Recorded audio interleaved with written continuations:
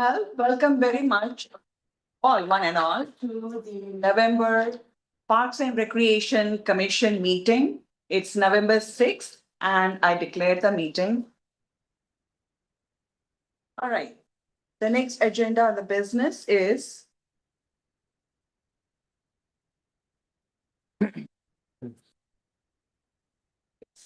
let's do the roll call to order, please. Commissioner Kumarapan. Commissioner Srikan. Commissioner Stanek. Vice Chair Bono. Here. Chair Swami. Here. All right, let's do the next one. We have some exciting presentations. The next topic is Parks and Recreation Department Teen Programs, and we will be receiving a presentation on Teen Commission, Youth Activity Board, and Recreation Event Volunteers. We're very excited. The floor is yours. Oh, thank you very much. I would like to introduce Robert Kaufman, our Recreation Coordinator in the Youth Teen Events and Facilities Division. And can I add one more additional introduction to him? Robert has just been an amazing person who's just all over the place taking care of everything. So we'll more on that later, but an excellent coordinator. Thank you. Very much. I did not ask her to say that. I don't know who told her to say that. Good evening, Parks and Rec Commission. My name is Robert Kaufman. I am the rec coordinator in charge of youth teen programs. Tonight, we're just going to go over and give you an overview of our big teen programs. I have a representative here for each one of the groups. Some of them has taken part in multiple and can speak to them experience. Hey, quiet down a bit. To my left, I've just kind of in talking order here. We have Sanj Rao, the president of the Youth Activity Board. We have Joyce Chung, the president of Recreation Event Volunteers Group. And then we have Anushri Misra, the chair of the Teen Commission. And then these two have some experience in the leader in training program. So they're also going to help me kind of share some of the story of that program. Yeah, that's pretty much it for me. I'm going to hand it over the reins to Sanj to talk about the Youth Activity Board now. All right. Yeah, so for some background on the Youth Activity Board, it is a board that was created in 2018 to further engage the teens and the youth of Cupertino and address the growing teen stress epidemic. We are a group of 13 teen volunteers who work alongside the Cupertino staff to create and plan all the logistics behind events for the youth and teens of Cupertino. For some background on some of our events, most recently we have hosted the Teen Speaker Series, which we will look into a little bit more later. Pizza and Politics we host in collaboration with the City of Campbell and the City of Saratoga, and that does include a very engaging Mayor's Roundtable. Spelling Bee is catered towards elementary schoolers in grades 2nd through 5th. And Teen Resource Fair is also held in collaboration with the Fremont Union High School District's Intra-District Council. And that is a very engaging event for the youth of our community to learn more about resources and opportunities that are available. Hack is a hackathon for teenagers, and it is a very fun overnight hackathon where they learn a lot about coding, a lot about the community. Cupertino Cafe is a study session held right before finals in December with snacks, tutors, lots of activities, teen movie nights, and our summer kickoff are more casual events for teens to hang out with their friends and have a great time. So for some more background on Teen Speaker Series, which is our most recent event, it was started last year and it was a one-part series, but it was focused around business. And this year we expanded it to a 3-part series with industry specialists in the topics of college planning, financial literacy, and tech careers. Our first event was held just last weekend on the topic of college planning, and it was very successful, had plenty of people come and enjoy. It was a very engaging discussion. Our next event is actually in a week, and it's on the topic of financial literacy, so looking forward to that. You're also invited to join us, of course. That's why we love to plug that for you guys. Thank you. For some numbers, some of our larger events include the Teen Resource Fair with 250 participants. We also have Cupertino Cafe and TAC Cupertino with 100 to 130 participants, Pizza and Politics with around 60, and then Spelling Bee with around 80 participants. And again, Teen Movie Night and Splash Bash or Summer Kickoff are our more casual events with around 40 participants. Okay, perfect. And then next, we're gonna have Joyce Chung go over our newest group, the Recreation Event Volunteers Organization. She, along with Pranav Gupta, helped me start this organization last year. And we're very proud to bring this to you today. Yeah, thank you, Robert, for that introduction. But yeah, hi, my name is Joyce Chung, and I'm currently here at Lynbrook.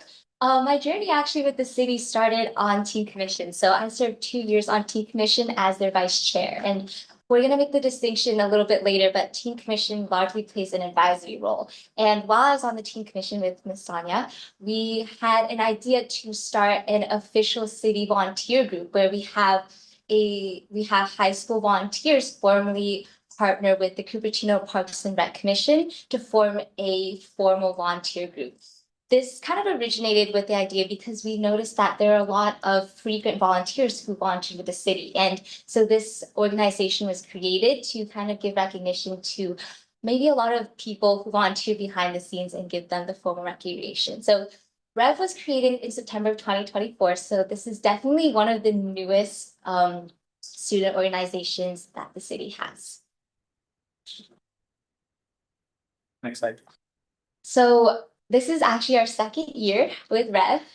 In our first year, we had 24 members with over 332.5 hours collectively amounted by just 24 volunteers. And this year, we've seen more than a double in membership. So Robert and I are extremely proud of that. We are so excited that we have so many passionate youth in our city. And while this is only our second year of Rev, we really hope that our membership continues growing because recreation, Parks and Rec, their events are amazing, and having volunteers at them is really, I think, having volunteered at so many Parks and Rec events, it's so fun working behind the scenes. And speaking of those events, here are just some of the events that Rev participates on. Just 2 weeks ago, we had our first event of the season, Monster Mash. That is one of my personal favorite events. It is so cute seeing all the families together in their costumes. And Rev is mostly separated into kind of seasons. So that was our fall season event. And then usually around the holiday times is when we have the most events. And something that's really special and unique about Rev is that we have volunteers who maybe show up to 1 to 2 events depending on their schedule, because definitely as high schoolers, around that holiday season is finals time. So maybe some volunteers don't volunteer as much, but we definitely do have several committed volunteers who go to every single event. So Rev gives volunteers the opportunity for students to participate as much as they like or kind of have a casual commitment to it. So following the holiday events, which include tree lighting, breakfast with Santa, and signing Santa, we have spring events, which include Big Bunny 5K, the Earth Day celebration, and finally the summer events, which include July 4th and Cupertino Camp Out. And more. I put And more more. on there. Just to kind of add on to that, Joyce, Rev is also kind of a resource for our department to tap into in case we do want to, if another program coordinator is running an event and they feel like our staff resource could be supplemented with volunteers. The idea of Rev, it's a little more mobile. It's able to quickly recruit some members and see if they put in some hours for our events. And teams love to volunteer. They need volunteer hours. And for us as a Parks and Rec department, we love kind of providing opportunities for volunteers to get that experience, engage with our communities. It's mutually beneficial for everybody. That's what I meant by and more. I will grab that. Okay. Oh yes, I was going to take that slide. So before Anushri talks, Leader in Training is our summer volunteer program. This is not exclusively for the younger teens, but generally younger teens gravitate towards this program. It's often seen as kind of a great first step into kind of volunteering experience as well as kind of work experience too. Our younger teens develop their leadership skills, but also their interpersonal and just really like reliability, having to show up and on a schedule throughout the summer. Their main role as LITs is learning from our older paid staff recreation leaders on how to run camp, how to work with children, facilitating games, and they do it all summer long. Can we go to the next slide? Each year, I recruit over 30 LITs to supplement our summer camps. That summer camps here at Finland, our usual recreation camps with the dodgeball, but also the Miles Stauman over here, over at McClellan. They also supplement our nature camps over there as well. Sorry, actually, we can go back to that slide. I was kind of looking at some of the stats recently, but each summer these LIT put in a combined total of around 2,000 hours into these summer camps. So once again, volunteers are a vital resource for us in our department in regards to running our programs, providing the service that our community expects. Yeah, let's go to the next slide. So these are the 3 camps that they support each summer, and actually Anushree and Sanj, I believe, have experience in all 3 of these camps. I don't know if you guys wanted to share a quick tidbit about any of these and your experience. Yeah, sure. Hey everyone, I'll reintroduce myself in a little bit, but I'm Anushree and I was an LIT in my rising sophomore summer, so 2023. And I have experience with being an LIT in all 3 of these camps, although Preschool Adventures was only a day. But I'll talk a little bit about that one. Preschool Adventures is a mostly indoors camp that happens during the summer for preschool aged kids, and it's actually right down the hallway in our preschool room. It's a very engaging program, as you can see. It's very hands-on with the smaller aged kids, and it's one of the most unique experiences because usually high school aged volunteers don't get to work with preschool aged kids. So it's a very rewarding experience in that way. And for me, I have been a YAB member for the past 4 years, and alongside that, I was a member of LIT for 2 years. So for those, I participated in both Adventure Camp and the Summer Science Fun or Nature Camp. And for Nature Camp, that is hosted at Blackberry Farm. So we go on a lot of fun hikes. McClellan. Yes, McClellan Ranch. We go on a lot of fun hikes and spend time looking at the different animals inside the farm and inside the center there. And we spend a lot of time looking at so many different interesting things that are at the nature park and camp. And for Adventure Camp, that is out here in Memorial Park. So those are a lot more outdoor activities, whereas Preschool Adventures and Nature Camp are a lot more indoor activities. So that is where all of these kids really get their energy out, spending a lot of time at the playgrounds, and all 3 of them are a lot of fun. Yeah.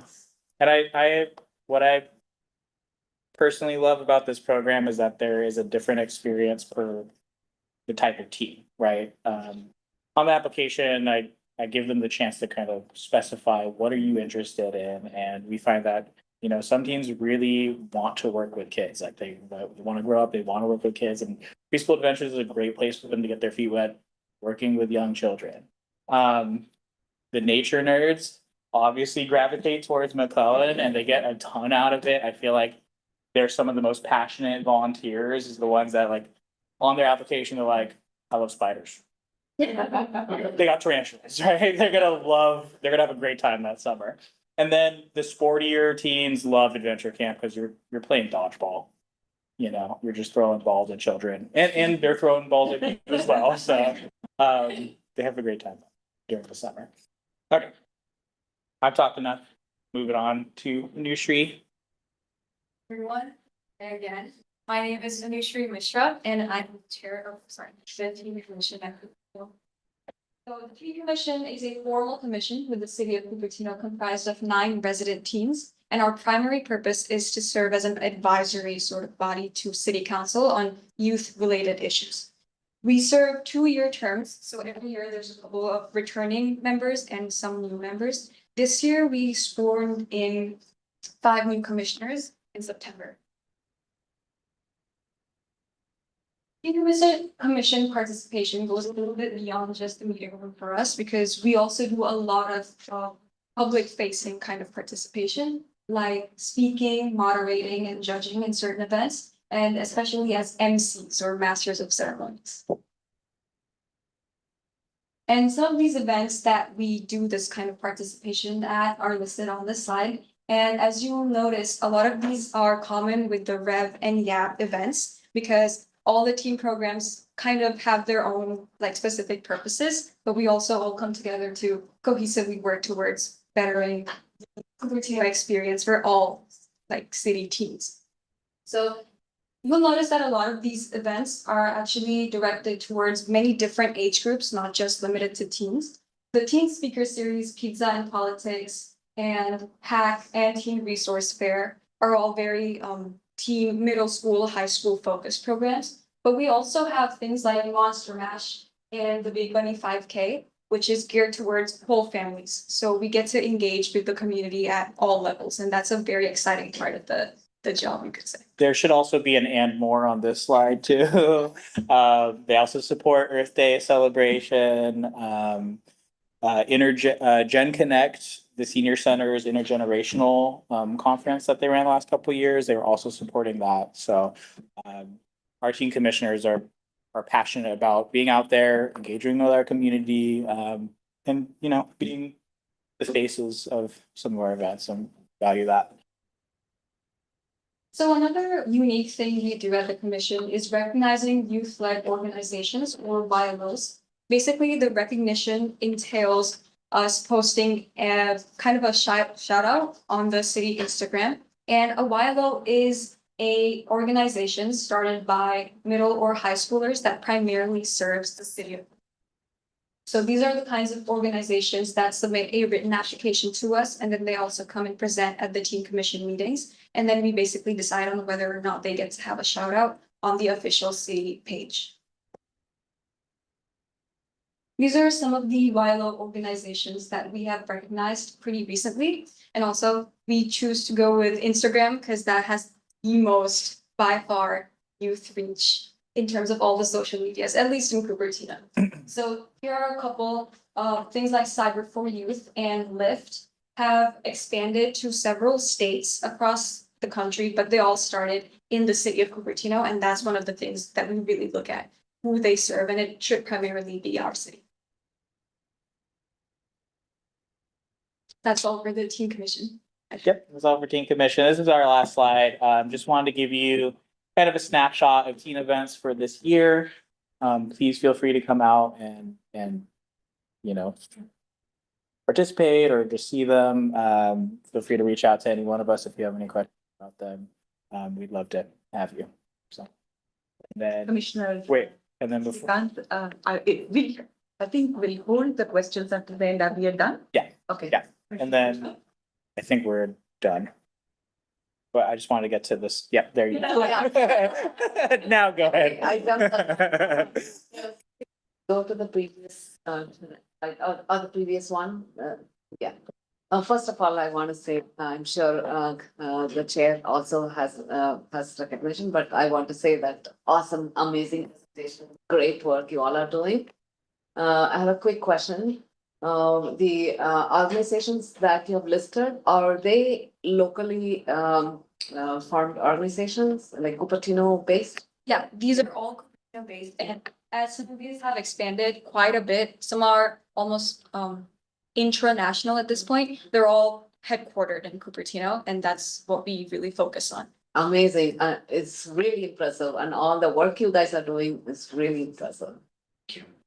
You talked a little bit about the list. So to tack on to what Commissioner Shrikant was asking, can you briefly talk to us about the 8 organizations? Just a sentence describing what it is that each of them does that have recognized them. It seems amazing and it's good for the community to have that visibility as well. So Putting her a little bit on the spot in New Street because she wasn't on yet for a couple. Person. Whoever know, whatever you know, if you don't know, we can always get that information. Yeah, I was gonna say, we, Do the ones I- you know, Nutri and Bobby and. Whatever, yeah. Yeah, I can give you Robin and the. Yeah, for sure. So thank you for the question. Chair, Chairwoman. I was not on the commission for some of these, so I will give you a little intro of the ones that I was there for. Tino Echo is an organization that, unlike the name suggests, is actually not officially related to Cupertino High School, but they are based sort of out of Cupertino High School, and they work on ecological and environmental conservation projects locally. Like trash cleanups and adopting parks is one of the thing, are a couple of the things that they presented to us recently. Lift is an organization started by, I believe, a Lynbrook senior, who the organization focuses on educating teens within the juvenile justice system who are currently incarcerated or awaiting trials. And Cyber for Youth is an organization that focuses on cybersecurity for the youth age group. Active Circle, I do not recall that particular organization. Eco Valley, I'm not exactly sure if I was there, but I do know Eco Valley does similarly to Kino Echo, environmental conservation projects, but instead of focusing entirely on the hands-on part of it, like Tino Echo does, they also work on slightly like bigger projects and initiatives that they roll out across, I think, cities. Those are the ones that I can give a few words to, but the kind of, you can see like these organizations are spread out over a lot of different areas. So we try to highlight a lot of diverse kinds of initiatives in the program. What is the process for recognizing them? They're all doing amazing work, clearly. Yeah. How do you pick them and what form of recognition do you give them? Yeah, so the YLO program application is available to anyone on the City of Cupertino website. It starts as a written application that the organization or a representative from the organization can submit to us. And then Sonia goes through the applications and then they come in and present to us as well.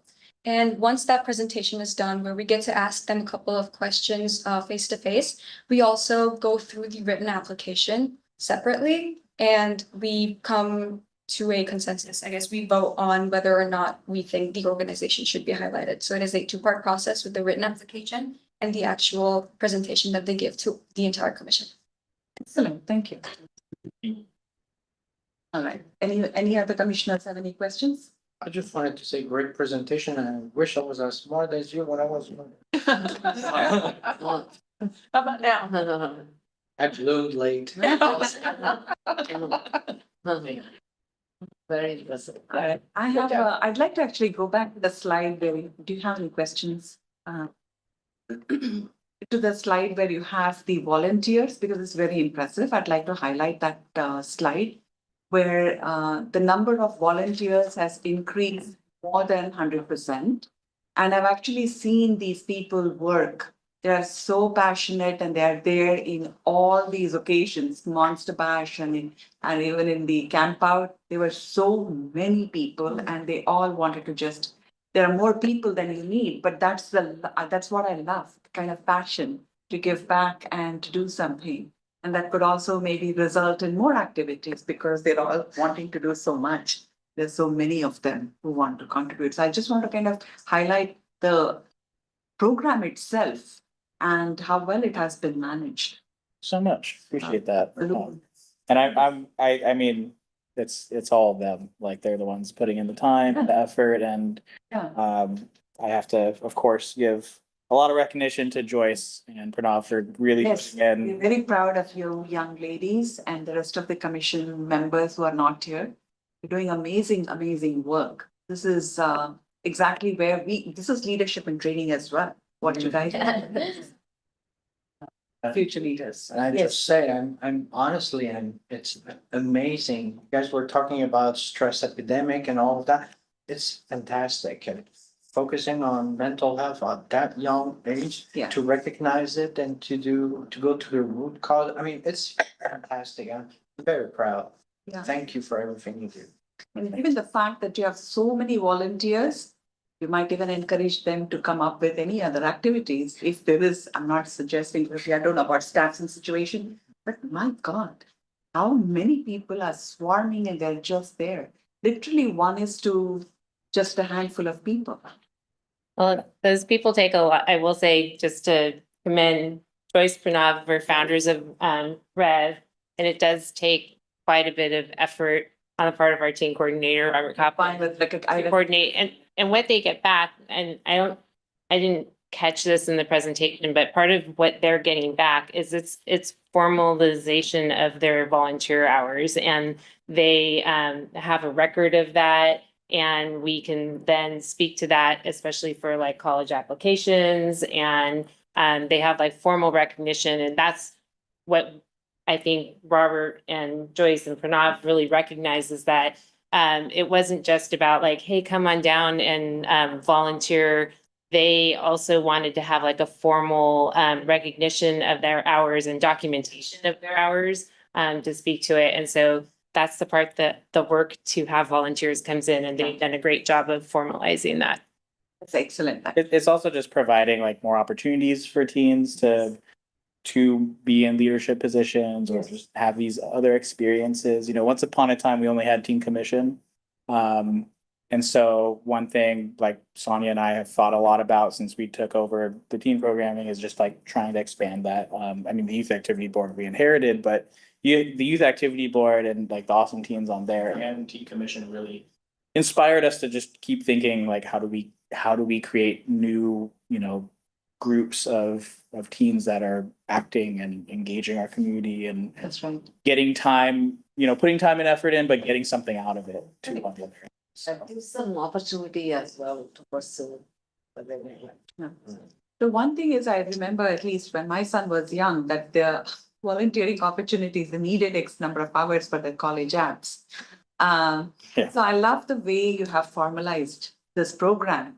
But the other offside of this is that the offshoot of that is they also get very involved with the Cupertino community itself.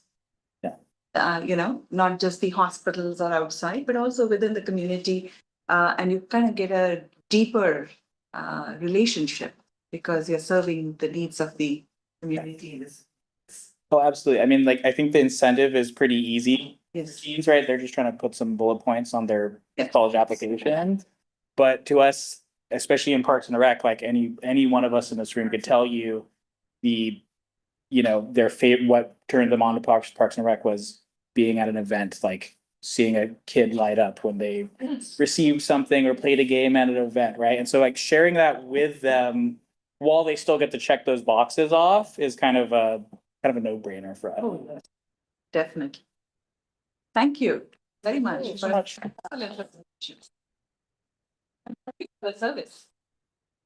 And we wish you all the very best. Bright future. Thank you, everyone. All right, we are on to the next item on the agenda. We will be receiving a presentation on Parks and Recreation Department, Outdoor Recreation Division. Sonia, are you going to? No, I am. Oh, sorry. I would like to introduce Molly James, our recreation manager in the outdoor division. This to. Welcome. Sorry. Excited to hear about it. Great. Let's give us one moment to get sorted. So much for giving. Like in hockey. I know, right? And then she comes down. Okay, it's our presentation. All right, well, thank you so much for having us. We are the Outdoor Recreation Division. I'm Molly James and I am Recreation Manager who oversees this wonderful group of people. And our division is composed of everything out in the Stevens Creek corridor. So we've got the golf course, we've got Blackberry Farm Park, and we have McClellan Ranch Reserve. We also have the community gardens at McClellan Ranch and Wilson Park, and then a handful of special events. So then I'd like to introduce our team to you before we get started. This is Jason Vasali, and Jason oversees Blackberry Farm Park. He oversees our park ranger program. And then a handful of our favorite events like Pooch Plunge and Finding Santa and the Veterans Day event. And Jason has been with this department, if you include his part-time hours, for more than 20 years. Oh. Yes. Oh. And I'm gonna skip down to Demiles because that's what I want on. I'm going through. Demiles Solomon is our recreation coordinator and certified California naturalist who oversees McClellan Ranch Preserve. And he's gonna tell you all about our wonderful programming out there, but he also was one of our very original park rangers, so he brings a lot of experience with that also. And then finally, the newest member of our team, this is Kayla Nakamoto, and she has been with us for 1 year, almost exactly to the day. And she oversees our golf course, several special events, Earth and Arbor Day, Cupertino Campout, and our community gardens, amongst other things. And she comes to us with at least 10 years of recreation background. And then just a quick shout out to our admin who is not here, but we have our administrative assistant is Christy Gomez, and she is the glue that keeps us together. So we will throw it over to Jason to talk about Blackberry Farm Park. Good evening, commissioners. So I oversee Blackberry Farm Park. The Blackberry Farm pools were open from Memorial Day weekend through Labor Day weekend this season.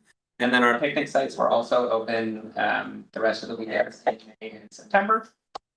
This was an especially cool summer, which you may have noticed, which is likely to cause for a little bit of a dip in our drop-in swim passes. Although our membership sales did have an uptick this summer, which was nice. And our picnic site usage had a significant jump, which is also kind of a good deal. We had a lot of recurring picnic groups out this summer, and I think that kind of helps to explain where that number comes from. We had 67 staff working at Blackberry Farm this summer, seasonal staff. This includes our park and pool managers, our assistant managers, our customer service attendants who run the kiosks and clean up the picnic sites after people have been out there. And of course, our lifeguard swim instructors. And of those 67 staff, this is a really exciting number. We had 50 returners from previous summer, which is really awesome. It's kind of helping to keep that consistency out of Blackberry. And recruiting their friends to work for us in future summers, which is a positive. And swim lessons, we're proud of our swim lesson program, which we for the second consecutive season we're able to increase our offerings by kind of fine-tuning the schedule and fitting more lessons in. This is also the second year that we've offered lap swim. We're kind of, since the replastering project out at Blackberry, we have lane lines now. So we're kind of trying to fine tune what hours work best for people and what's going to help bring more people out to lap swim at Blackberry Farm. And just to circle back to our swim lessons real quick, we do offer private youth swim lessons, semi-private adult lessons, and then our parent-child water introduction classes on Saturdays and Sundays, just for the really little guys, like first getting up and wet. Great. And then my last thing that I everybody's favorite day of the year. Now 2 days of the year. This was the first year that we offered a preseason pooch plunge in spring. And so now we have pooch plunge sort of bookending our pool season. Dog owners love it. People who aren't even dog owners love to come out and just watch the dogs run around in the water. We call it the happiest day of the year. We're pretty consistent with numbers. And now that the spring session is kind of established, I think we'll expect to see those numbers kind of come up, and it'll be like the same numbers, I guess. So that kind of concludes my portion for Blackberry Farm. So I'm gonna kick it over to Demiles now. All right, here we go. McClellan Ranch Preserve. It's an honor and privilege to continue the legacy of McClellan's education and learning. This year we have Chriselle Alonzo on the corner over there, joining the team and bringing her experience. She already was working here with adventure camps. Her leadership, her strength, her guidance has brought so much to McClellan, and our goal of engaging nature programming. Thanks. The Environmental Education Center, such a place of fun. Hands-on nature activities, local ecology education We have a rotating display. We had an Enviroscape. I don't know if you know what that is. It shows a watershed and how pollution all goes in there during pollution prevention week. Right now we have fungus, all the different things that are popping up right now in fall. Earlier we had bones. It would be around the Halloween theme.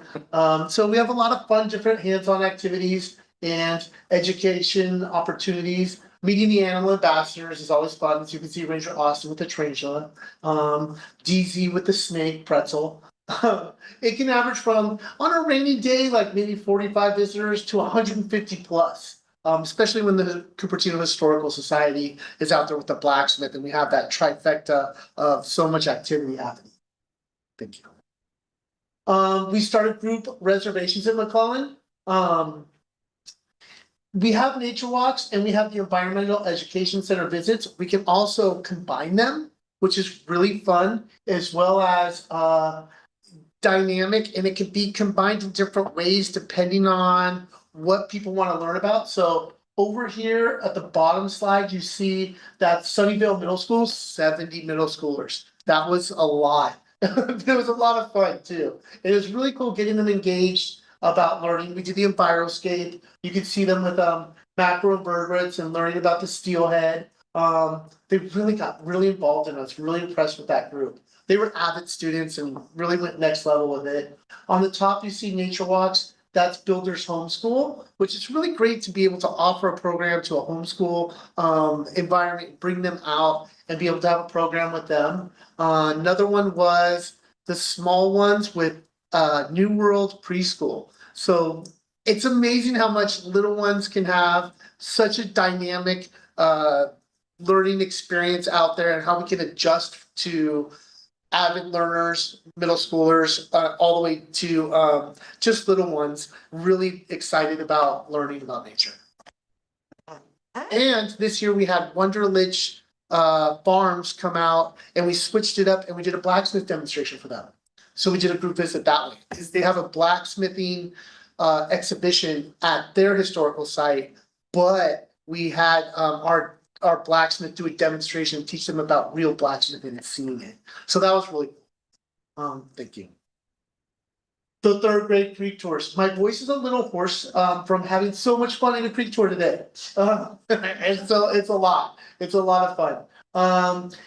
Really working as a former teacher to align it to the third grade standards, which the teachers love. Really focusing on stormwater pollution prevention and the watershed environment education. So many people in our community don't understand that we have a protected species and that Stevens Creek is the natal waters or the spawning grounds of steelhead that are going out to the bay, to the ocean and coming back. We have valley water out there too. Teaches all kinds of great facts about the steelhead and then we communicate it to the kids. Here we're doing an invertebrate study or a macroinvertebrate study where we can gauge the health of the water, or the kids actually do this. The students, the adventurers, they're gonna be the ones who do a pollution tolerant index rating for what kind of macroinvertebrates they find, and they actually come up with the water quality, which grassroots ecology used to do, and Valley Water does, and they do it at high school or college level. So, and third graders are doing it today. So we kind of built the program to make it more and more challenging, but yet enriched and fun. The kids really love it. Oh, I'm sorry, can you go back? I got a little too chatty. You could, if you notice, 2023, we had 700 students. That was 13 visits. And then in 2024, 2025, we had 823 students, which was actually 23 visits. And now we're up to 852 students booked for this year. So we actually kind of made it a little bit smaller so we could be more engaged with the students and also safer around the creek environment, as well as more engaged. So just increasing the learning and the fun out there. Thank you. Sorry about that. Okay, camp. Well, we heard about this from the LITs and we love having the LITs out at McClellan. We have nature camp, summer science fun camp. They're really very similar. I would say science camp is more experiments, more things that are gonna be nature oriented, and they have a theme for the day, but it's gonna be kind of along the lines of science and experiments and using the perception of the scientific method and hypothesis and challenging their thinking, but still crafts. And then when we get to the nature camp, it's gonna be very similar with the activities, but we're gonna do more like leaf rubbing, things that would be more engaging as far as getting them into nature, but also understanding the principles of nature and how to be good naturalists at a young age. So it's a city-run program, which is really amazing. Chriselle, her camp name is Wormy. Jake, the snake, was back for another year as our staff assistant, and they trained a brand new group of recreation leaders, which is a really challenging thing to do. But it was phenomenal, such a hit with the campers and the parents, and it was a dynamic, incredible learning experience. And it highlights what's in the preserve, our ecosystem, and helps this next generation want to protect it, but also want to just, I think if you looked at a lot of the presentations we saw from the teens, this involvement in the environment and environmental studies and protection. So the stewardship part is amazing. And we're always trying to make the content more creative and revamp it. Okay, thank you. Okay, Blacks, okay, yeah, summer camp partner collaboration.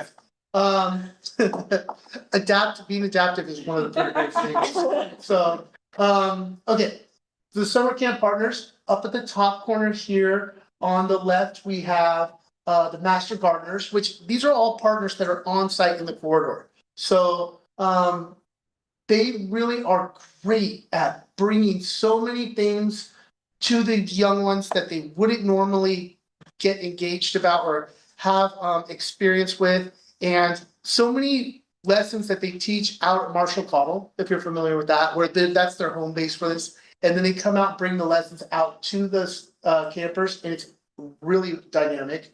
Then we have 4-H, which is one of our partners out there and on site.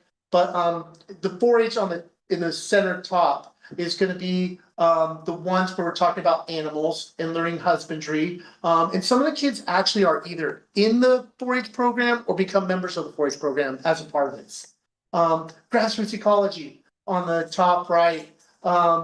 One of my favorite things about McClellan is the restoration work that they do and the habitat restoration, get rid of invasives and bringing back the natives. I've seen such a huge difference, and the increase of biodiversity coming back, like the black-chinned hummingbird nesting there after forever not being there. Then if we go to the bottom right underneath grassroots, we have the Santa Clara Bird Alliance, Santa Clara Valley Bird Alliance. Carolyn Knight does such a wonderful job connecting with the kids and having so many different projects in nature and learning and observation, and birds are so fascinating, but she also really just ties it into the preserve.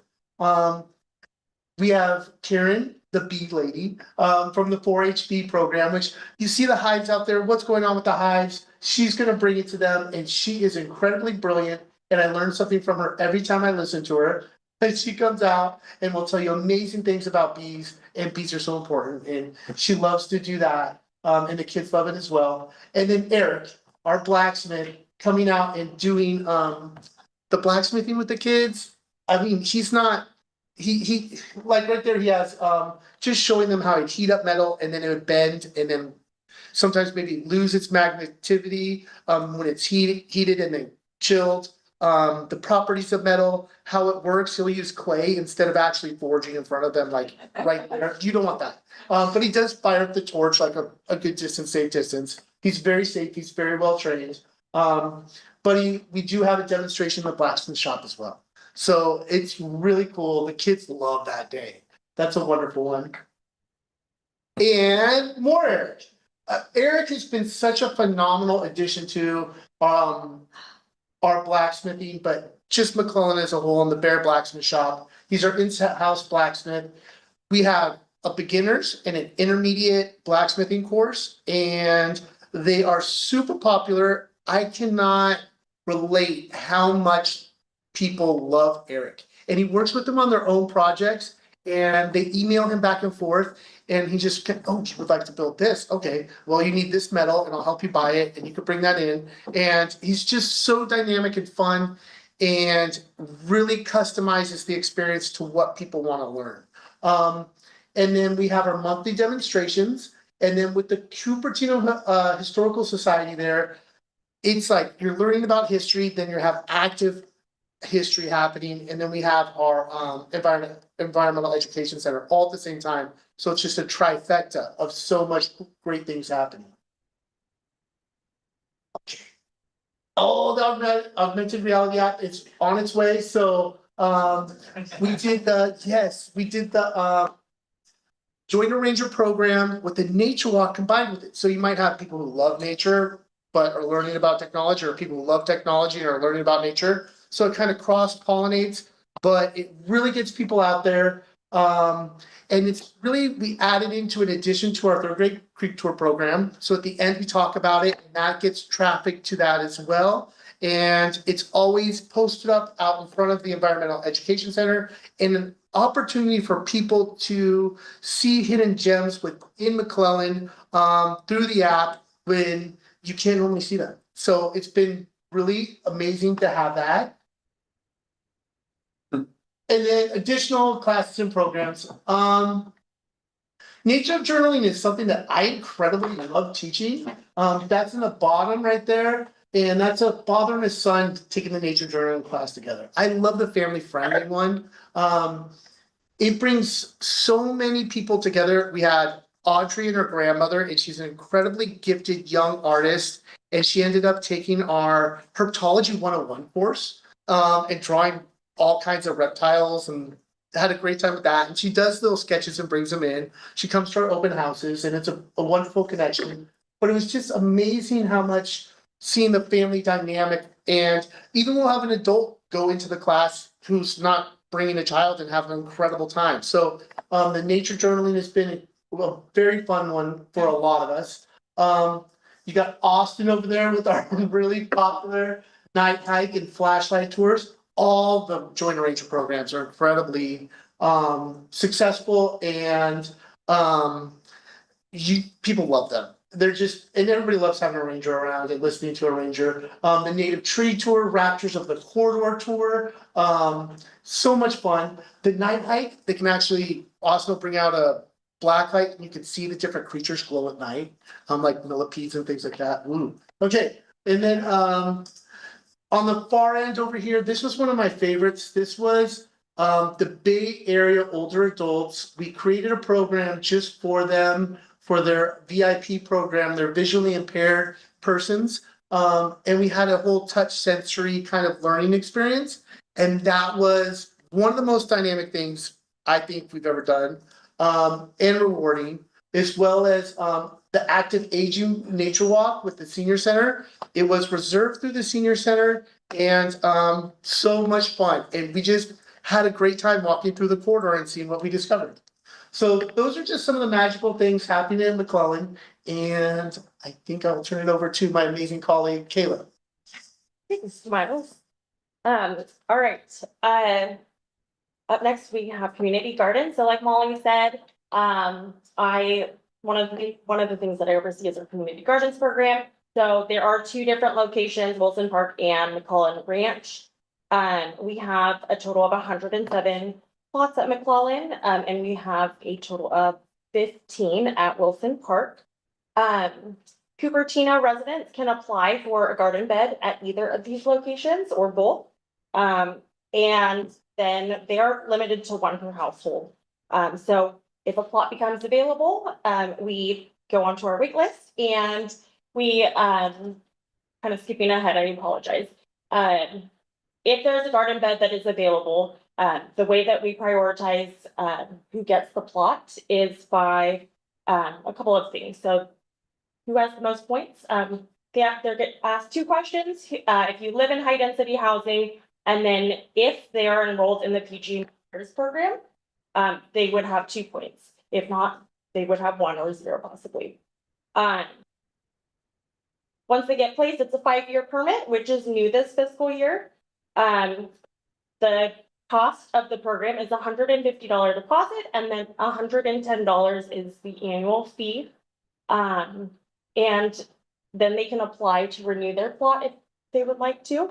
That is what we are currently kind of transitioning, that going through that process. And then I just had a couple of, or two different highlights that I thought were kind of fun. So 60% of our active gardeners are 50 plus. And then also a new thing, we have a new e-newsletter that will go out quarterly to the the active community gardeners. Our first one went out on October 15th, and Branton, our marketing coordinator, said that it was a 75% open rate, which is a really, really good number, is what I was told. So excited about that. And then on our next slide, here are just kind of a breakdown of the numbers, but a status update, if you will, for what we have at the gardens right now or last week. As I said, it's kind of a moving, constantly moving as we're moving people off the wait list or somebody else applies. If we are able to move somebody into the garden plot, and whatnot. Okay. All right. Next, we have the golf course. So this is very new to me. During the pandemic, I got to pick up golf. And I am very grateful that I did, because it gives me a little context into our team at the golf course. Okay, so we had 32,715 rounds of golf that were played this past fiscal year, and 183 memberships sold. I wanted to make just a note for the membership sales, because the number may look significantly lower, which is actual. But last fiscal year, or April 2024, the memberships, the different membership packages were consolidated. And so there's less options for them. But we're tracking similar and unique users, if that makes sense. Okay, next slide. Sorry, we'll go back one second. I forgot it's not on this slide, but I thought I would highlight when our teams were talking. We work with Youth on Course. And so this is anyone that is a Youth on Course member can go golf at many different golf courses around the state, and they can do it for $5. So Youth on Course members, or rounds that we had this last fiscal year, were up. It was 3,289, which is up about 450 rounds from the last fiscal year. So I thought that was very exciting. Okay, next slide. You're excited? Perfect. We can collaborate. Okay, so then a couple of upcoming events that will be happening at the golf course. I just wanted to highlight is a foot golf tournament. So something that, as a previous non-golfer, I probably would have never gone to a golf tournament in fear that I would be out of my league. So we're gonna try something new and do a foot golf tournament in hopes that it brings out community who would not typically set foot on the golf course. Also, if you didn't know, that is I think we're one of the only foot golf courses in the area. And so we do get a lot of like companies that will come out and book tee times to play foot golf. Anyways, so that will be this spring, and then next summer, we will have an intergenerational golf tournament. So this would be encouraging people to build their teams, their foursomes, with someone from a different generation, in theory 3 or 4. This would be in partnership with the Senior Center, so with working with Chris over there. Okay. Up next, we have Earth and Arbor Day Festival, which I believe transitioned to our department last year. This was my first Earth and Arbor Day Festival. and my first event here at the city. So it was quite the experience. It was really fun planning and also seeing it come to fruition. It was the 17th annual City's Earth and Arbor Day Festival. This is a free citywide event that came from the Sustainability Department in Public Works. And so now we're working on it now for 2026. Anyways, we had 72 different organizations. Each booth was a 10 by 10, so there were technically more than that, but I wanted to highlight kind of our unique community organizations. And then up here we have our 5 performers, our main stage performers. So they were scheduled to go up on the big solar stage that is brought out for Earth and Arbor Day. And very local here. And then lastly, we guessed or estimated that there was probably 3,500 people who attended. But that is an estimate. And like, it's hard to tell throughout the day. All right, that's. Okay, lastly, I have Cupertino Camp Out. So this is a family-friendly event, as some of you already know. Participants checked in on Saturday afternoon and they got to set up their tents, they played some games, s'mores, and then they also got a chance to watch a movie. This was all at Creekside Park. And then they get to camp overnight. And so on Sunday morning, they wake up and are provided with an opportunity for continental breakfast. And then they pack up and head home. This year we had 161 participants, and within that, it was 65% were residents. We received a lot of positive feedback, so I'm really excited to work on that one for 2026. I think my favorite comment might have been how it gives young families an opportunity to go camping and see if their kids will have a good experience or if not yet. And so I think this was a really cool one. I think it's also something that, as I look at numbers, I wonder if some of them had such a good experience that they went out camping elsewhere. Now that's what they do in the summer. But that's just a guess. All right, well, this concludes our presentation. And if you have any questions, I think we'd all be happy to answer. Excellent presentation, amazing number of activities that you're all doing. I know I have a number of questions, but I'd like to first ask to any of the committee. Vice Chair Bono, please go ahead. Thank you for your presentation. First and foremost, I like to say my rescue dog would freak out if she gets see anyone jumping in a pool. She would wonder like, what are they doing? But I look forward to coming and seeing. In regards to McClellan, about 16 months ago, and you did speak about the augmented reality. I think I heard you say it's almost coming up, or is it ready or not? It's out there.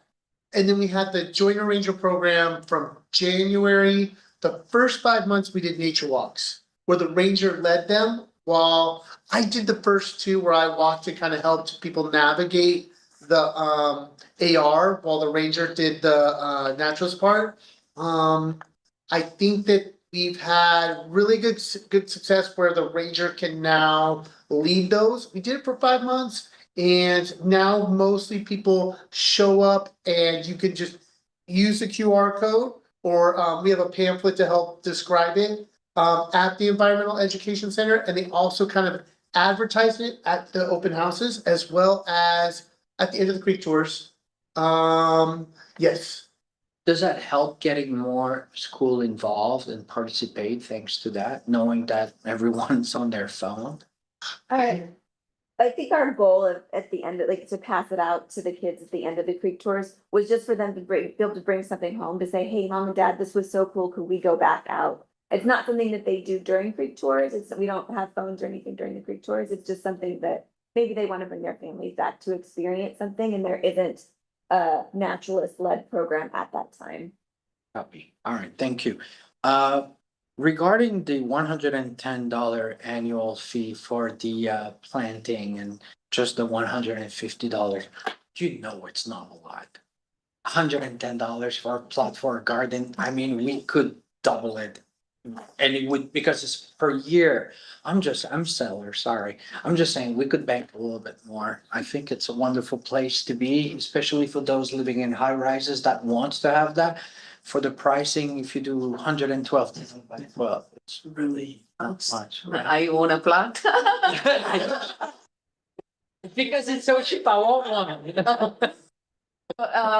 We spend a lot on top of that one-time fee as well, because you have to buy, organic, everything has to be organic. You cannot use so you have to bring organic fertilizers, organic seeds, organic plants, everything. But you know what? You save a lot on therapy. Yeah, yeah. It's therapeutic to be there. Yeah, right? no, absolutely. I mean, whatever works for the city, if they increase, definitely you would go for that. Definitely, it's a pleasure. And I've been working with Kayla. It's really a pleasure working with you. She's spot on. If anyone leaves any weed, she's like immediately on us. Yeah. But thank you for your presentation. It's always good to see you guys. Thank you. Commissioner Stan, do you have any questions? No, just a comment. I'm out there every day. As you know, you see me Yeah. out there walking my dog. So I appreciate everything that you do out there. And, we have conversations all the time. And, if there's something that I see, or you're always on top of it or telling me new things. So really appreciate everything that you guys are doing. Thank you. Your passion and your enthusiasm. I mean, you must have been a wonderful teacher as well. And I would love to have had you as my teacher. Thank you. Thank you. Yeah, that is very infectious. Thank you. Commissioner Shrikant, do you have any other questions? No, I'm good. Thank you. All right, I have a few. I want to know how big is the plot for each person on the community garden? Because you said there are 91 plots, correct? There are, 91 was what was currently being used. Huh. When I was doing the PowerPoint slides, and it has changed because we have actually been able to get people through the residency verification process, which means that they will get enrolled as soon as they pay for their permit. Sorry, your question was how big are the plots? Correct. It's like 5 by 8. 5 feet by 8 feet. Is this at McClellan? Yeah. There's so the raised beds are 16 by 6 by 18. That's one and a half. amazing. Yeah. Are these mostly used for vegetables or anything? Yeah, so half of it needs to be produce. Yeah, per the guidelines, half of it should be produced. Half of it should be produced. So basically, everyone who wants a community garden gets access to the land. Is that what I'm hearing you say? We've had people on the wait list for, at least since I've been here, only maybe like the longest was 3 months. I don't know from the past, but from that, it's because the timing of people transitioning out has worked out.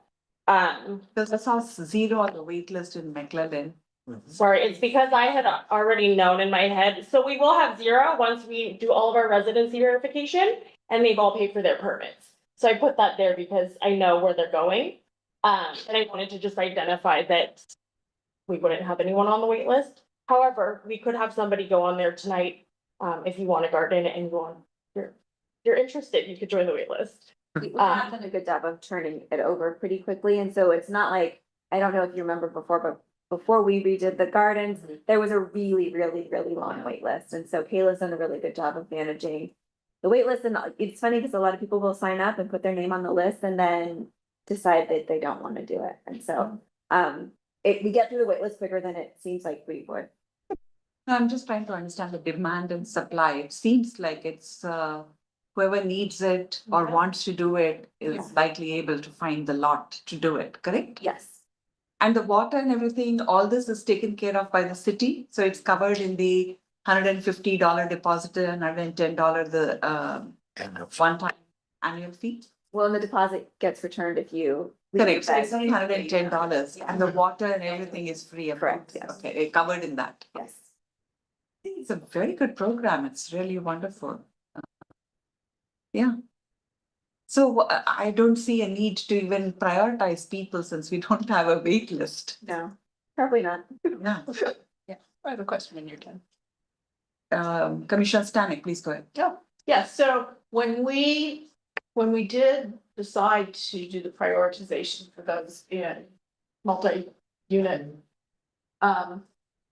So that was because we knew those people don't even have an opportunity to get here. Do we know what's the percentage of people who are in that priority group? In who are high density, Yeah, of the 91 or 95 that we have available. everyone that I have processed so far has been high density. Let me double check my thoughts, Serena. Yes, because we use the GIS system to verify their residency, or to verify high density units. And so I want to say we are like 95%. Well, there's no, because there were people before. I could get back to you on that. Yeah, I'd really be curious. That was something that we specifically wanted to make sure that those people who don't have room in their backyard, don't even have a backyard, have that opportunity. So I think, however we're marketing it, that's great. I'm really glad to see that those people are getting that opportunity to use it. And then the other thing you said you changed this year was to allow a 5-year timeframe, and I know that was really important for the gardeners who were putting in a lot of money to upgrade their plots. And so I was just wondering about that decision and how you came to that. Well, we heard from the gardeners. I also think that, originally when this rolled out, we were trying to follow guidelines from other cities and just kind of trying to maintain what the standard was. But as the gardeners, it takes at least a year to even get established in the bed and for you to, get the soil that you want and all of the things. And so once we were hearing from people that they're like, it's been, year 2 and I feel like I just am established and now I'm gonna have to reapply next year. And so, loud and clear, we heard and revamped that. Kayla's also in the process of redoing our guidelines in general. They just need to be updated slightly. There's some things in it that aren't working for the gardeners currently that we've gotten feedback on. And so we're in the process of just changing a couple things to make it a little bit. 5 years now? Yeah. So what happens after the 5 years? They can apply again, but if there's someone on the wait list, that person will come on before them, So or? if they're renewing, they can, let's say that, Jason's plot was, his permit was expiring last October of this year. He can go 1 month before and put himself on the wait list and no sooner. So it would have been August 1st for anyone that was expiring November 1st, for example. If that makes sense. And then that way it does, at least how I understand it, is that does give others a chance to get in there. And I will say Jason, before I got here, had done a lot of legwork on getting the first round of renewals, back into all of their same plots. So part of it. No, go ahead.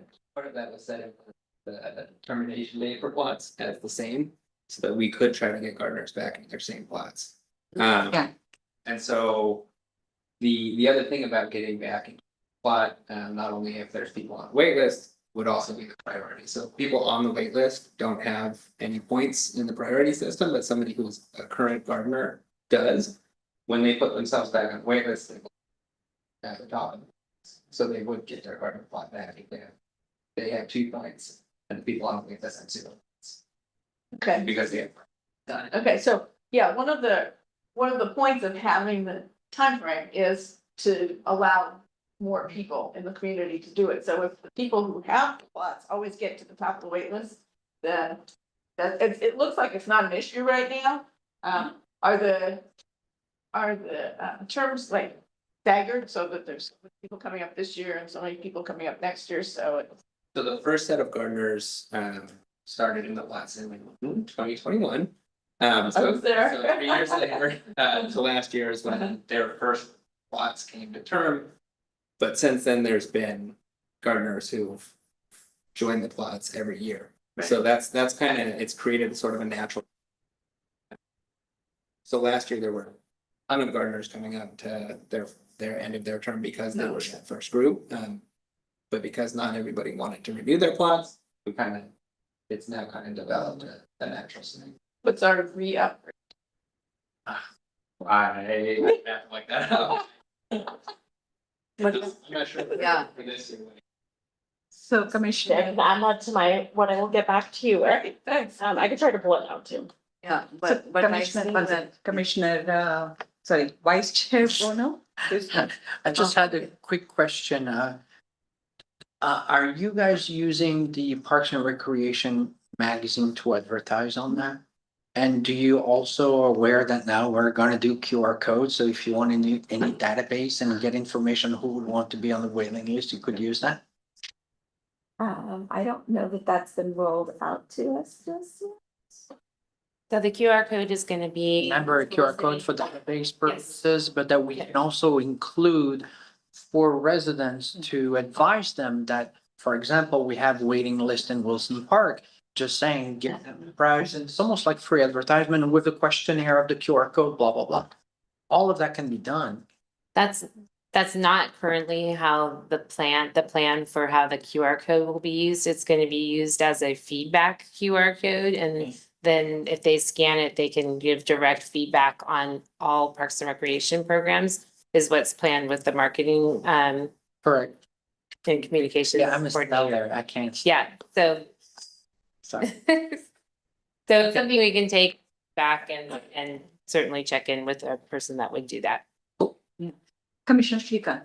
oh no, I was going to say, this, the post, I think around 2020 or 2019, it was closed completely down for a couple of years, and then you redid the garden and opened it up.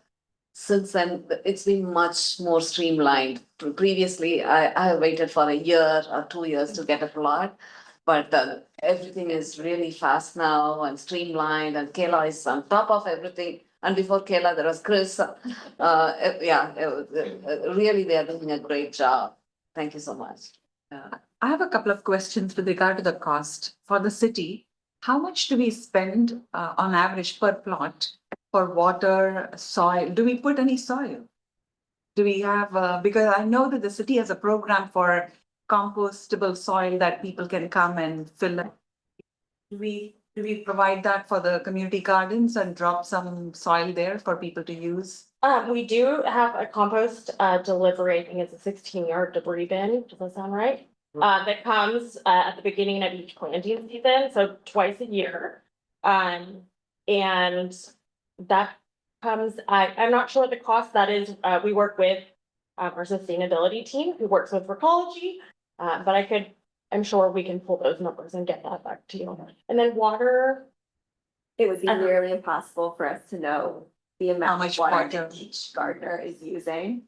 No, I didn't mean that, like, just on average, like each garden, how, do we track how much water is going into each of these set? I would assume it would be really hard to know because there's also other watering systems that are out there. I guess they're coming from the same. So it'd it'd be very specific to this is just going to the garden. Yeah, no, I get that. I was just thinking about the cost of $110. What is it that it's covering, and is to talk to kind of elaborate the idea that Vice Chair Bono was talking about, whether it is cost effective for us right now or not. And we're happy to look at fees as we work through the guidelines coming up, but when we did establish those fees before, it was because that was sort of the standard through other. So I'm not cities. So we just recommending wanted to make increasing or sure that we were- decreasing. I was just thinking about the cost and the overall, the thing. Do we know how much produce is generally generated? Do we have just a guesstimated idea? I can speak to that. Oh my God, you walk in there, it's a feast for the eyes, and you can also fantasize eating them all. People go really, outperform their residents, but they are almost like farmers. Every plot is filled with, especially now in the season, Yeah. all kinds of vegetables. I walk in there, I drool over others. Even I also grow a lot, but I drool over every plot. And then there are some people who are creative. They put flowers, sunflowers, and Yeah, I've seen that. some chrysanthemums, Yeah. roses Yeah. to beautify their plots. Mhm. But produce is a lot. Every plot produces a lot. Are we still donating to West Valley Community Services for the excess So the gardeners, that is something that went out in the newsletter, actually, that if they did have, overabundance of crop, that they could, that was one of the places that they could donate to. So they have to harvest it themselves and then go and drop it off? Yeah, but because it's gated, not everyone can access. And also. people And what does the exchange. access? Do people have a code? Only the gardeners? Correct, yeah, so once they pay, they get, a welcome email, and then they also get the code. Go ahead, Commissioner Stanek. When we were designing this, the council members made a stipulation, and it wasn't implemented early on, that because it's gated, that one day a month or periodically, that the gardeners would be required to have an open house day, that the community could come walk through and see what's going on there. And are we doing anything like that? Do we have any plans to ever do that? We will do that. That it didn't happen because it was COVID for Right, a while, right. so then we just kind of pushed that off. Right. And then it took a while for us to get a designated coordinator in. So now that Kayla's here, we're working towards what that looks like. The gardeners do have a lot of concern about people stealing. And it has actually been a problem in the gardens. Between themselves. Right, between themselves. People from the outside coming in, they are very concerned. So it. But it was, yeah. We need to figure out what that looks like, and I'm hoping that we can roll that out next summer with the summer planting season. And we have an active WhatsApp group. You are part of it, no? So there's, all the gardeners have an active WhatsApp group where we discuss the safety and exchanging. Exchange makes a lot of Yeah, sense, yeah. exchange. Yeah. A lot of discussions and, to keep up to the city's expectations, they discuss their, oh, who left it here, this is my indicator, those kind of things. Yeah, people know that otherwise Kayla is at the back. One more question, not about the gardens, but about the creek, right there at the bridge on McClellan. Yes. Where the water is Yes. backed up and on top of it looks really gross. It looks really bad. What is the quality? Good. So, I'm in constant contact with Valley Water on that. So, it started last year Yeah. after the big debris flow with the big rush of water. And I was concerned on my end that we have concrete on one side and that debris flow, that it could cause flooding or it could wash out the embankment on the other side by the parking lot. And the supervisor came out, an engineer came out, they looked at it, and they also let me know that they actually built another dam like that further down the creek for, it benefits the creek to be able to fill the ground table with water, and also to, for like, we have a western pond turtle, and for the steelhead, to have the natural habitat like that. I reached out to him again, maybe 3 weeks ago, and requested again to have an engineer. Well, first just told him my concerns and that it looked like. Yeah, so what it is to, even if it was pristine waters like we're in the Sierras, you'll get that because it's biological. So a lot of that kind of like film. Yeah, it's scummy. Scummy film is gonna happen, like when you see it in the ocean. And when you see it, like, you could be in like pristine waters, but still gonna do it because what's happening is there's stuff under there that's decaying and bubbling up. There is a little bit of litter and our rangers do at times pull some of that out. And the biologists are out there quite a bit from Valley Water. And they are constantly monitoring it and they wanna leave it there for habitat, for the steelhead, and especially because there's a bridge right there. So the combination of the bridge and the water lets it get high enough that the steelhead can stay in cool ponds through the summer to make it through till they're 2 to 3 years old to make it out. Yeah, so all the bridges throughout the corridor have at least 8 feet depth. And under the bridges, so that's where they'll be under there. It's like you hardly ever jump. Is there a steelhead in there? You don't see them because they're black. From the top, when you look down, you might see little fish like sicklebacks and California roach and suckers, and you see those and you don't really see the steelhead, but we went with Valley Water and they used electrification and the fish like get stunned and they catch them and they found over 500 steelhead in there this year. So they're in there all the way from like little fry, like we get those when we're looking with the kids with the nets to that big. No way. Yes. Wow. So, and they're coming back and they can go under that debris field. Like, that's the thing is people look at that and go, well, It's like stuff. it's, and then so the biologists talk to me, they're like, yes, they flow under it. So you can see the water going through and it's very natural and it's, if we had beaver, like we do in a lot of other places, they would have, it would be there too. So it cost, he's like, it's so nice to have it because it cost them, I forget the figure of how much it cost them to build a BDU, like a human beaver dam. It cost them an incredible amount of money to build one further down. Just happened. And then he's like, we have one, so let's not destroy it. So he's like, it's really beneficial. And there was a Western pond turtle that really loved that area. I haven't seen it recently, and they are a really unique, precarious species. So he's continually monitoring it. Sorry, I got to so long-winded on it, but he's continually monitoring it, and I'm really Ray's his name. I'm always in contact with Ray, and he's worked there for 25 years. So, and then the biologists come out and they talk to me and they meet me and we go out, we look at it, and then we walk the creek. So we're constantly on that one. And I don't like the way it looks, but then the benefit to the steelhead, and it's a protected species, it's kind of like, oh. And once the rains get going, then, and it might just blow out. No, it's not fun looking down and seeing that, I know. Well, and then the kids cross the creek, they're like, and then we talk about it. Oh, yeah, no, I saw the kids there this morning. Yes. They were all there. They were right at the bridge when I was Yes. by this morning and they were looking Yes. down. Great question, and I'm so on top of that. Okay. Yes. So Vice Chair Bono has a comment. Yeah, I was wondering if it's important and what you just explained is, I think would be of interest for so many people. So wouldn't there be any kind of a signage with a little explanation that could be put out there for curious people? Because it would make sense and remove the complaints, the ignorance, and actually encourage, like, oh, cool. You know, That's really good. you know, It would have to come from Valley Water, because what's really interesting about the corridor is if you look at it, how many different parcels of different. Like you got the Valley Water, then you got the water districts, then you have like us, then you have the HOA actually comes down and part of it is like right on the border.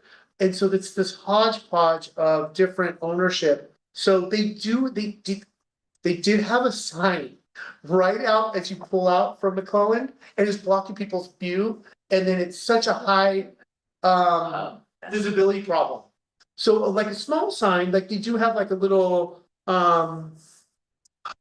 they do have a bench where it talks about the waterway. And I think this is new.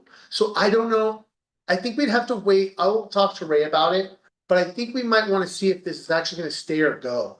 Because it's amazing once the waters kick up, how everything breaks loose. So this has only been there a year. I don't know if it'll stay or if it'll just, usually we get a big storm and you just hear it and everything just starts the breaking. property is Cupertino, right? Is on Cupertino land owned by the city or not? The waterway is owned by Valley Water. Right, but before the waterway, we can put a sticker with a QR code and people can look into it and get all that information. Doesn't have to be a signage for. Possibly. It would still have to come from Valley Water though, so we can run it by.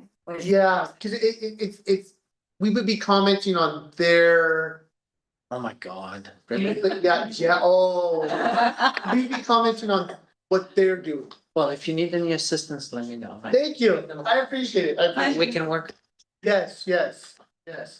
Well, it's still flowing because, yeah, the top part's stagnant and now Yeah. we've got these mosquitoes right at our Yeah. border, right? Yeah. So. Yeah. Would there be spring next to my neighborhood? Yeah. May we open the public comment period? Oh, Sure. Just one last question about the Okay. golf. We saw a drop off in the golf. That one question, do we know why?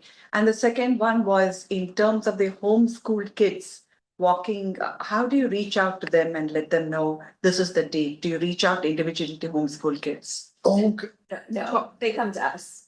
yeah, Yeah. So they can contact us. So the information's on the website. And then you do get groups that are already walking through and they're like, this is so great. Can we get a tour? And now that is the reason we created this program, was there were so many questions consistently on how can I get a tour of the EDC? How can I get a nature walk? And for a long time, we were just doing it if people had availability.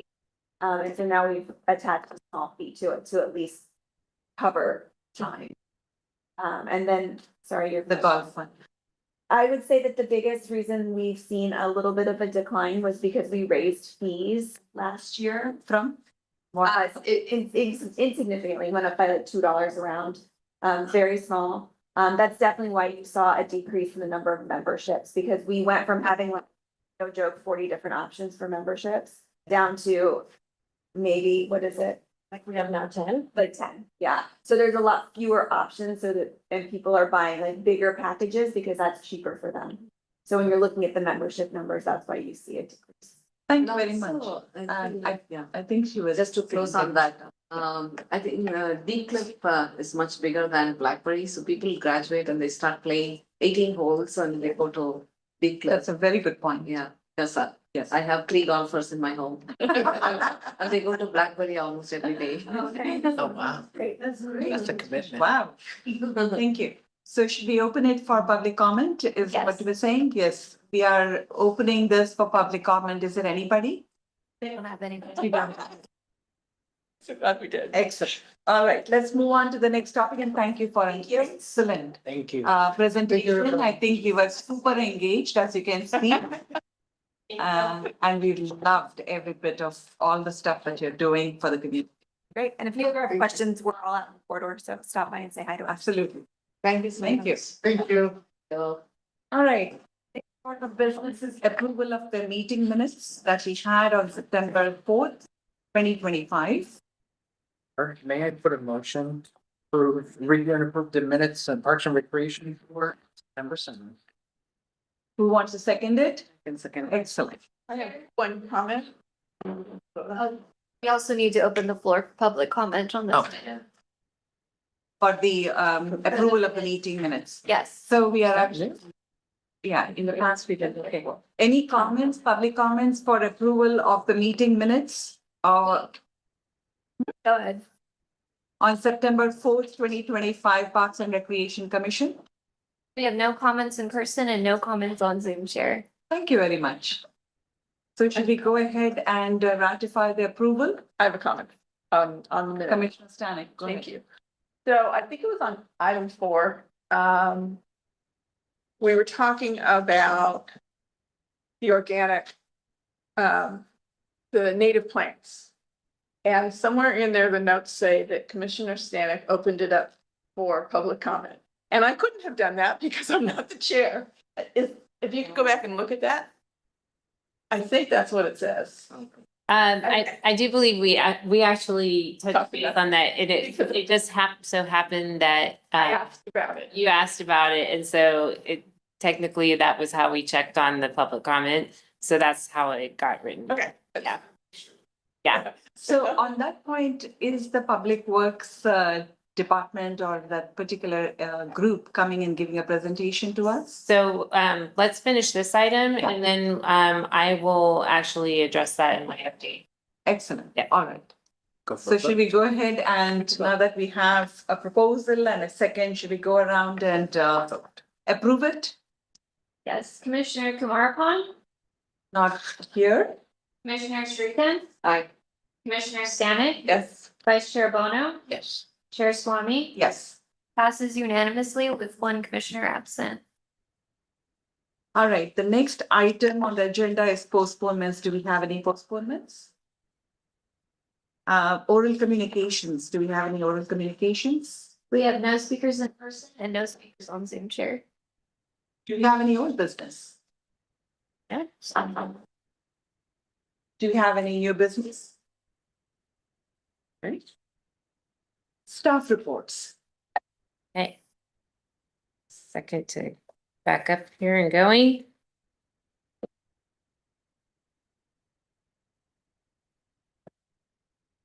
Go.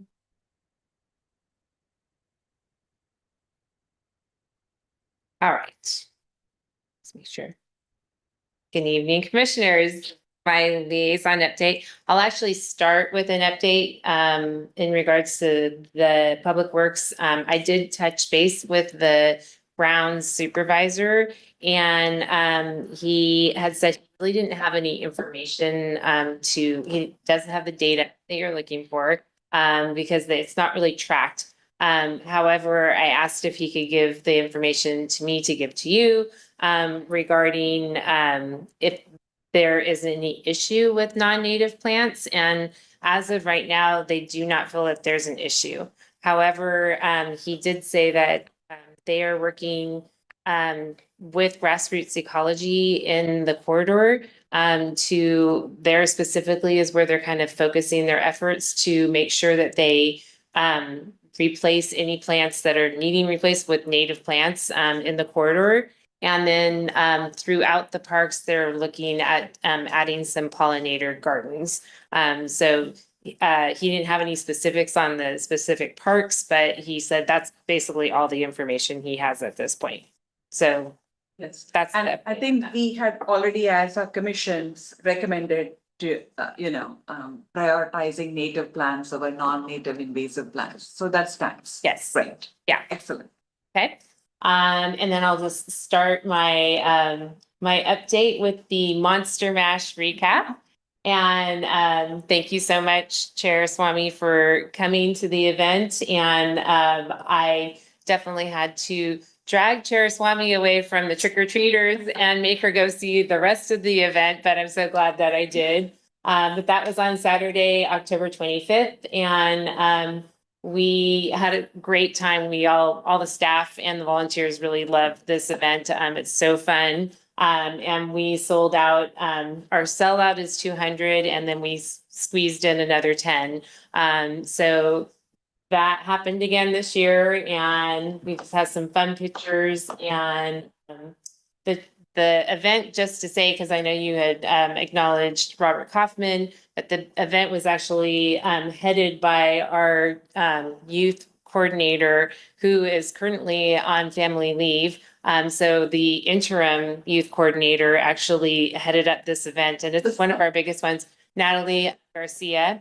And then Jason Rizali, was one of the also leads on the event who was here. So unfortunately he left, we couldn't recognize him. And our facility attendant that's here at Quinlan, Randy Villahar. And so the three of them were kind of the leads, but lots of support from the rest of the staff and obviously all of our volunteers. So we just had a really great night. The little girl right here happens to be our on family leave. It's her oldest. So it was really fun for her to come because she's done it the last 3 years and she was like, this is amazing to be able to just be a participant. And so she had a great night. Anyways, really fun event. And I'll move on.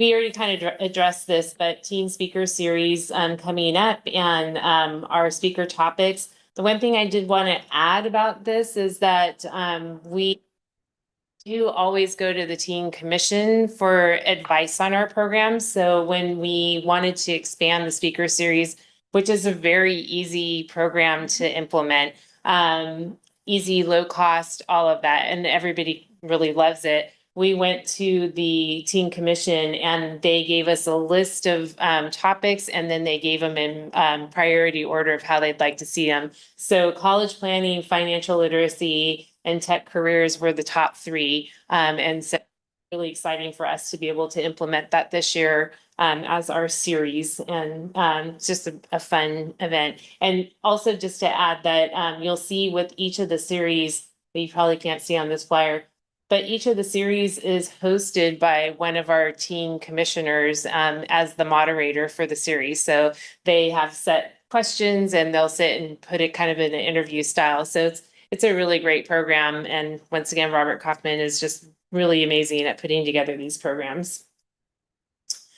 Upcoming, we love the holidays here. We really love Santa too. So we have tree lighting coming up on Friday, December 5th. That will be 6 p.m. here at Quinlan, right out front. Our tree is 3/4 of the way with the lights installed on it. The very next day, we have breakfast with Santa, and that will be here in the morning. That's a registered event. It's an hour at a time. Families come in, they have their breakfast, which is provided by the Dianza Optimist Club. And then they get their photo with Santa, and there's crafts and activities for them. And then they enjoy their time, and then the next group comes in. So we usually sell out on that event as well. How many tickets do we have for that? Pardon? How many people can sign? Oh, that's a great question. It's 100 sittings per hour, and we have 3 hours, so 300 people that can register. A continuation of our holiday events, and this again is a registered event, but we have the Santa visits for our home. And that's Friday through Saturday, December 12th to the 14th, 19th to the 21st, from 5 to 8:30 p.m. That's actually also implemented by Robert Kaufman, and we have Santa, and the elf drives the Santa mobile around. When we had the pandemic times, we stopped. They used to go into the house and kind of have a brief visit in the house. But during COVID times, we kind of did it more like Santa drove up and the kids would come out and take pictures. And so we now decorate a car with like lights, and it's really fun, like when they're driving through the town with the lights all on and there's Santa and an elf, and they pull up. A lot of times people will have the gifts there for Santa to give out to the kids. They'll have a party when Santa comes by. It's a really, really great program. And that I think it's somewhere around 40 visits total that can be paid for Santa to come, and we usually fill on those as well. And then on December 13th, we have Signing Santa, and that's signing for hearing impaired kids. People just automatically read singing for some reason. So everybody thinks they're singing with Santa, but they're actually signing with Santa. And that will be on the 13th here at Quinlan from 10 to noon, and that is a registered event as well. Not to be outdone, the senior center is going to have all of their holiday events. They have holidays in Hawaii, and I believe that's they usually have a band that comes and performs on Wednesday, December 3rd at 1 p.m. And then the holiday sing-along Monday, December 15th at 1:30 p.m. Their Seasons Greetings Cookie Box. They have boxes that people can then pick up and then give to families and friends instead of having to make it in their home. So pickup is on December 19th from 2:30 to 4:30 p.m. And upcoming is our winter recreation schedule. Residents registration is open now. The activities start January 5th. And you can look at the schedule at cupertino.gov/rec schedule. We also have some upcoming city office and facility closures. This coming Tuesday, November 11th for Veterans Day, the offices will be closed, but Blackberry Farm Golf Course and the Sports Center will have normal operating hours. And then on Thursday, November 27th and Friday, November 28th, in observance of Thanksgiving. All offices will be closed, but the Sports Center will be closed just on Thursday. And then after everybody has their turkey dinner, they can go to the Sports Center to work out on normal hours on Friday. And the golf course will have adjusted operating hours on Thursday and normal operating hours on Friday, so people can go and play. And that concludes my update. Great. So there is there are commission reports. Does anyone have any commission reports? I'll just say it was great to be at the Crest Award. We missed some of the commissioners unfortunately, but it was a great event to recognize so many great people. And well done and well attended, and I had a great time. Excellent. So I have a couple of reports. One is a monster bash, and while Sonia was giving a lot of credit to a bunch of people, Sonia, you did a phenomenal job organizing all the volunteers and the way everything was set up. I know just how much work went behind it. It was completely mind-boggling how wonderful the whole environment was for children. And I was doing my little bit in sitting and handing out the candy. And Sonia was, there's a whole bunch of stuff we have done. And it was just absolutely stunning. So you should take a bow as well by giving Thank credit you. to a whole bunch of people. Thank you. Thank you. I'm really proud of the staff. It's a great event. Yes, and I was feeling so great about the whole city of Cupertino and I felt so proud being part of this. Yeah. Second thing is, of course, the Crest Awards. We talked about it in the mayor's meeting, the most recent mayor's meeting. Pretty much the whole meeting was about identifying who the Crest winners should be. So the chairs of various commissions were there. And for the first time, we said that when there was a tie, let's just give it to both of them. So we had 2 Rising Star awardees and we had 2 home heroes. We had 2 of them, the heroes, One was a hometown hero. hometown hero. One was a lifetime. Yes, yeah. We just, yeah, but they were, you're right. Yeah. Yeah.